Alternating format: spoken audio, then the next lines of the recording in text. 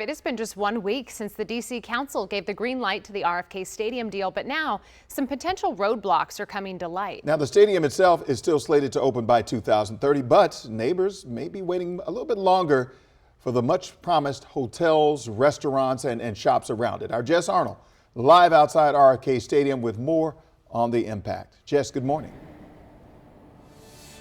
Good morning. Yeah, well, it all comes down to zoning approvals, which Council Chair Phil Mendelson has admitted could take longer than the city and the commanders had initially budgeted for. Now, these delays speak to concerns that both neighbors and council members alike raised leading up to that final vote, again, which happened just a week ago today.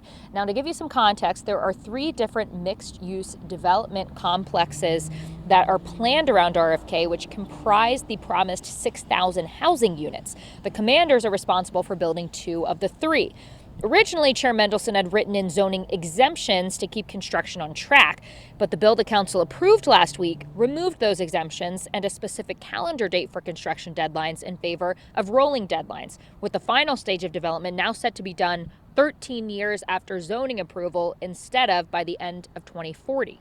Mendelson told Axios on Monday that he decided to err on the side of caution at the advice of legal counsel. Now, the day before the final vote last week, the chair spoke to concerns about a lack of accountability for the commanders built into the bill.